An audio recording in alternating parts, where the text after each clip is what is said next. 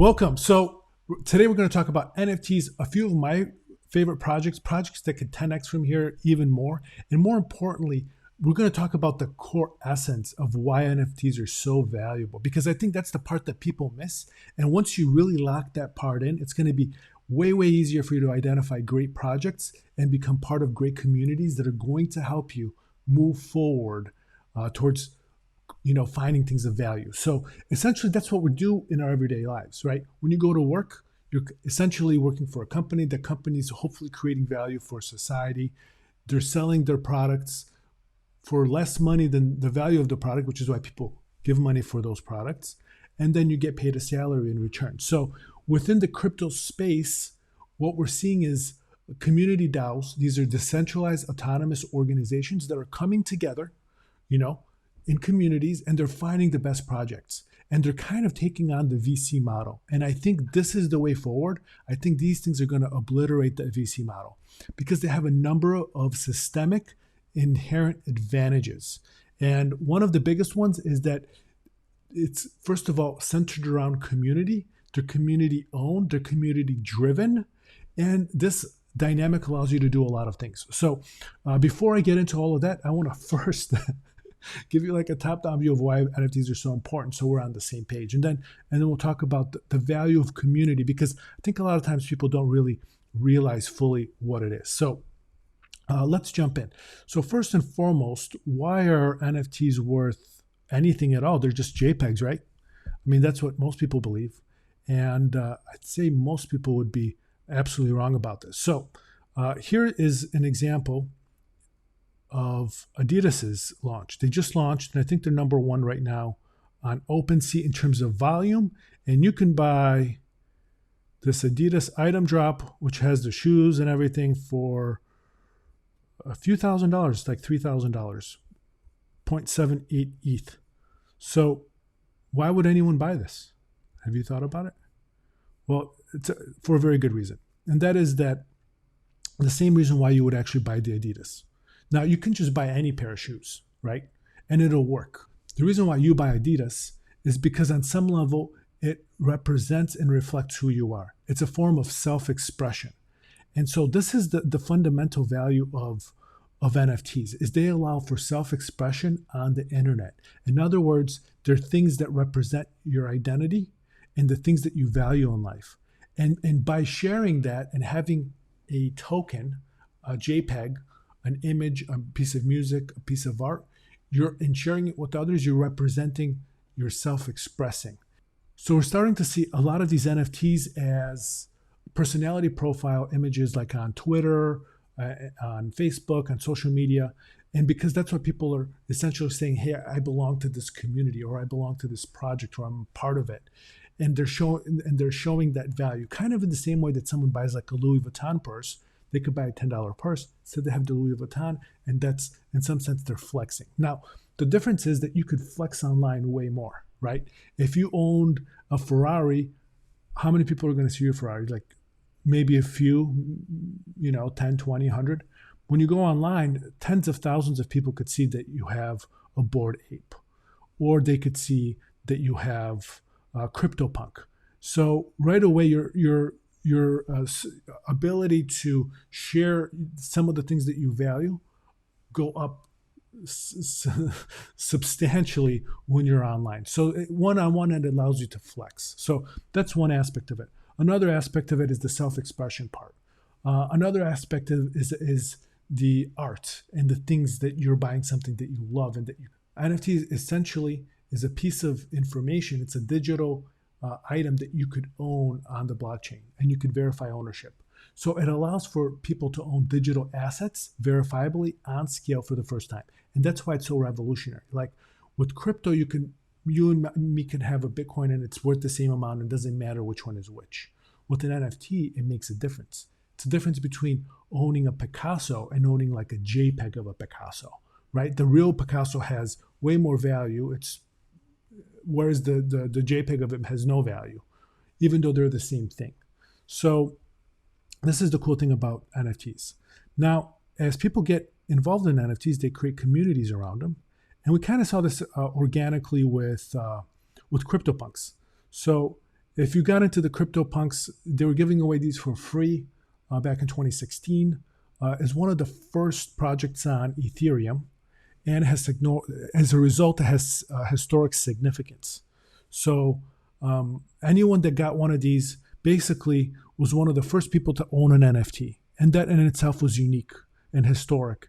And so a natural community came around it, because if you saw someone that had one of these online and you had one, then you had something in common. You were both like in the NFT space, you were both in the crypto space, you were both in some sense visionaries. And then you would talk about other things that you found in the space. And so a natural community started to spring up. Now, the next guys that came along that did really, really well, and we're just talking about top projects here, is Bored Ape Yacht Club. And they focused on the whole community aspect foremost. So the NFT of the Bored Ape became a pass into their community, and you had to own one of these in order to be able to be a part of the community. And as a result of it, there's a level of exclusivity to it. There's only 10,000 of these, so they have a small community of people that are very, very, very dedicated in Bored Ape Yacht Club. And then they gave value back to the community. They dropped puppies, for example, and so you could have gotten a free pet, and so on. And then when you have a community of people that share a culture, where they share similar goals, where they share similar values, and they're moving together forward, an enormous amount of value could be created. And that's kind of like one of the really exciting things about NFTs, is that through community, we can create a lot of value. Because just like any company, right? Any company is a collection of people working together towards a common goal that create value and get paid for it. The difference here is that the members of the community own the community, they own the project. So I really like this project. I think they did a fantastic job in community building. And that's why these things, like when they first launched, this was under an ETH. It was like you could have got a Bored Ape Yacht Club NFT for a few $100s. Really could have gotten it for a few $100s. And now they're like, very, very expensive. They're like 51 ETH, and that's the cheap one. So in terms of dollars, it's like $4,000 at ETH now, and comes out to about $200,000, roughly speaking. So another one that I really, really liked is the CyberKongzz, especially the Genesis collection, because they did something similar as Bored Ape Yacht Club. The difference here, though, is that, of course, this gives you access to an exclusive community, and it also acts as a governance token. So if you own one of these, you can make governance decisions, you can vote on things. And so now it's Community DAO, where the community owns the community. It's community-owned community. And then the community makes decisions for itself through voting. Very, very cool stuff. And then also, if you own the Genesis collection, this is the cheapest one. It's like $237. It pays you about 10 bananas a day, which comes out to about $155 a day. I don't know, $57,000 a year roughly. That's about a 23% return on investment. So, and that's assuming it doesn't go up from here. And it will go up from here because, again, the community is creating a lot of value. And then the cool thing that these communities are doing is now, since they're focusing on something like NFTs, etc., and then they're sharing the best projects within themselves, they're getting whitelisted on these projects. And so on some of these projects that you see that shoot up to number one, if you're wondering who are the early buyers and how to get involved early, well, it's a lot of the people that are in the Bored Ape Yacht Club. It's a lot of the people that are in the CyberKongzz club, okay, in community. These are the ones that are buying these up really, really cheap. So you have this enormous value just by being inside of the community. Now, the community that I joined and that I'm really, really excited about is the Neo Tokyo project. And this takes the whole idea of community to the next level because it's not just a community. That's the crazy part. It's a community, first and foremost, that is going to also have a virtual manifestation inside of a city called Neo Tokyo, which is going to exist in the Metaverse. And the cool thing is that first, when you own one of these identities, it gives you access to the community. Now, the community is focused on gaming within the Metaverse. So it's looking at the top gaming projects that are coming up.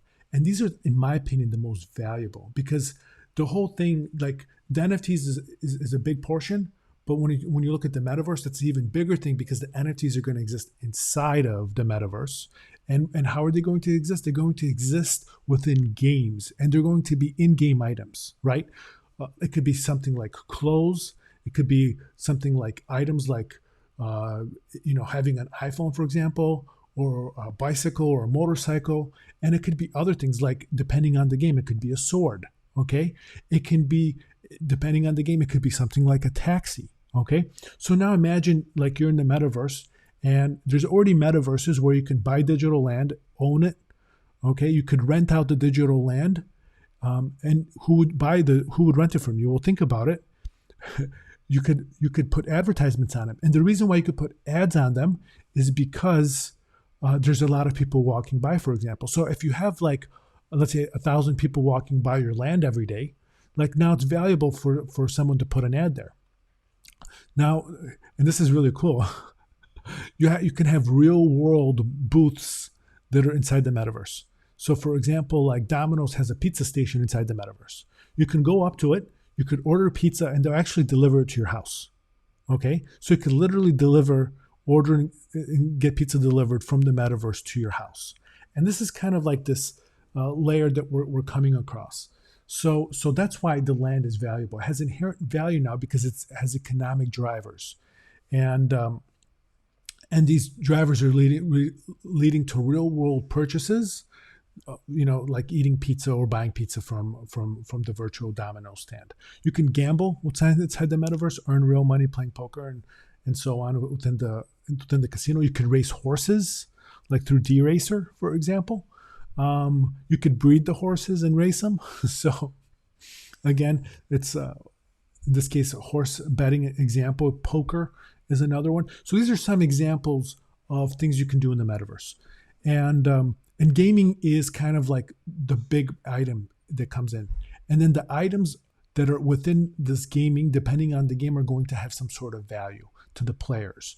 And since these are community-owned, player-owned games, it's going to become a P2E model. That's you play to earn. In other words, you could play the game, earn a sword or earn a taxi, and then that item has value. You could lend it out, and you could earn a yield on that item. You can buy a virtual taxi, and it could drive people around in, for example, a virtual world, and it'll earn you money, okay? So all these items that are digital that you could now own inside of the metaverse, which is community owned, could earn money because they're either providing some inherent value, or they're providing some other value to players within the game. So that's like the really cool vision of where we're heading, and we're already starting to see it. Like Axie did really, really well, and players are buying the cryptocurrencies, and they're buying items, and then they're selling them and so on. We're seeing land being bought and sold in these metaverses. And this is why, and a lot of times the land goes for more than real land, for the reasons why we talked about. Is as long as it has an economical driver to it, it's definitely something to look at. So the last piece is this, and this is why this project excites me so much. And this is, I think people are dramatically undervaluing this aspect of it. And that is that whenever you're creating a product, and I mean this seriously, like whenever you're creating a product, it could be a company, it could be writing a book, it doesn't matter. Essentially, you're creating it for a specific group of people that's solving a specific problem. And if you're going to do a good job, you're going to get people involved early so you can make sure that you identified their problems correctly and that the product is solving the problem. In other words, the solution works and that the problem is painful enough and so on.